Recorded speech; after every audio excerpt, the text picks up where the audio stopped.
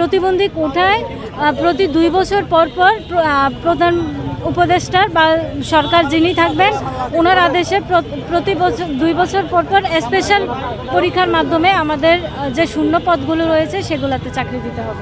আমি হচ্ছে চট্টগ্রাম ইউনিভার্সিটি বাংলা বিভাগ থেকে পড়াশোনা করেছি, মাস্টার্স কমপ্লিট করেছি।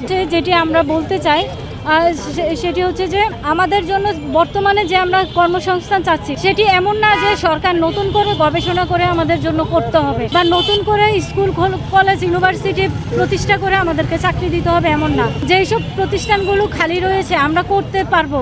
বিশেষ স্কুল রয়েছে 64টি জেলায় 64টি, পিএইচডি সেন্টার আছে 5টি বিভাগে 5টি পিএইচডি সেন্টার রয়েছে, সেখানে শিক্ষক পদগুলো শূন্য রয়েছে। আমরা যারা শিক্ষিত দেখেন আপনারা, আমরা খুবই অল্প, প্রায় গড়লে 50 জনও হবে না। তার মধ্যে আমরা চাচ্ছি যে আমাদের সবাইকে যে শূন্য পদগুলো রয়েছে সেগুলোর যেন সেই শূন্য পদগুলো ফিল আপ করা হোক আর স্কুলগুলোকে প্রাণ ফিরিয়ে নিয়ে আসুক। স্কুলেও তো টিচার ছাড়া কি স্কুল চলে? স্টুডেন্ট আসে না। তাহলে আমরা সেটাই চাচ্ছি যেন আমাদেরও কর্মসংস্থান হোক আর সব আশেপাশে যারা সবাই অশিক্ষিত রয়েছে শিক্ষিত হোক সবাই। আমরা আজকে 5 দিন ধরে আছি, প্রায় গত 19 রবিবার থেকে আছি।